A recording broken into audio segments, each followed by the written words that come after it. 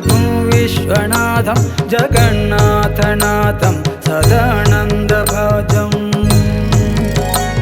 भवद्भव्यभूतेश्वरं भूतनाथं शिवं शङ्करं शम्भुमेशानमीडे गळेरुण्डमालं तनौ सर्पजालं महाकालकालं गणेशादिपालम् जटाजूटगङ्गोत्तरङ्गैर्विशेषं शिवं शङ्करं शम्भुमेशानमीडे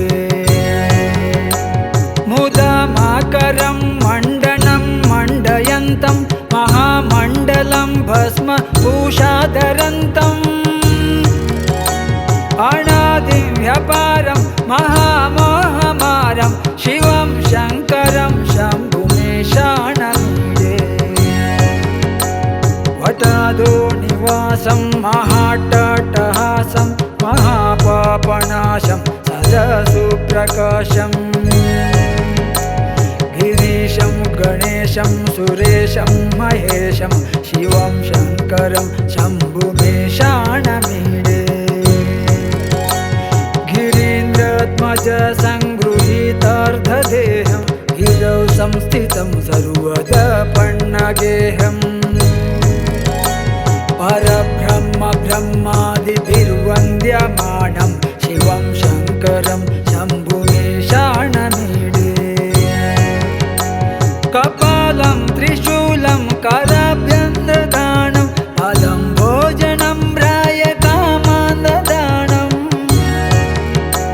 बलिवर्धयाणां सुराणां प्रदानं शिवं शङ्करं शम्भुमेशानमीडे शरच्चन्द्रगात्रं गणानन्दपात्रं त्रिनेत्रं पवित्रं धनेशस्य मित्रम् अपर्णाकलत्रं सदस्यचरित्रं शिवं शङ्करं शम्भुमेशानमीडे हरं सर्पहारं चिताभूविहारं भवं वेदसारं सदा निर्विकारम् श्मशाने वसन्तं मनोजन्दहन्तं शिवं शङ्करं शम्भुमेशानमीडे स्वयं यप्रभाते नरशूलपाणे पठस्तोत्ररत्नं तिह प्राप्त